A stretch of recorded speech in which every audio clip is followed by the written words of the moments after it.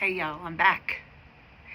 And I wanted to talk a little bit today about motivation.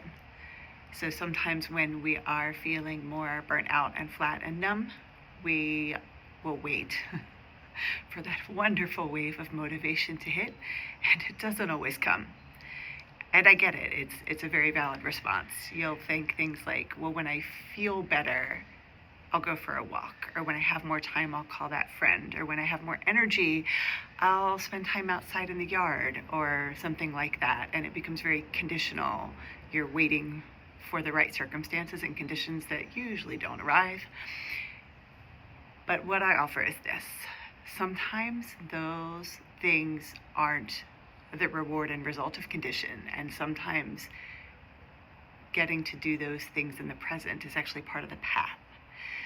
So when we're feeling that flatness and that numbness and that I'm completely crispy, fried, burnout sensation, it's harder to access joy and curiosity and engagement and things like that internally.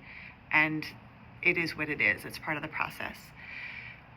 This is where we get to, I'm going to use this term, borrow some of that aliveness and connection, and I'm going to call it even a little buzz from somewhere else.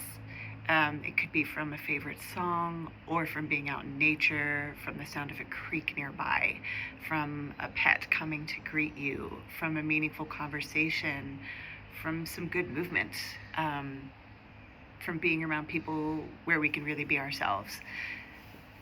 It doesn't have to come from one place or another, and sometimes it can come from things that you've done in the past. The goal isn't to force yourself into feeling something different.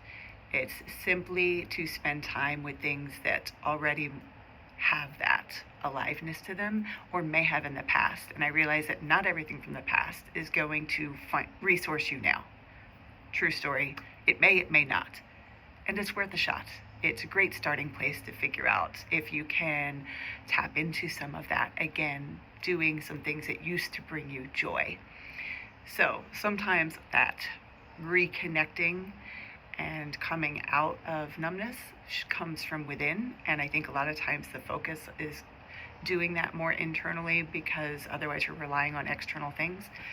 But sometimes it starts from the outside in, and that's valid. Both are true. So start where you are. Just try something and see what works.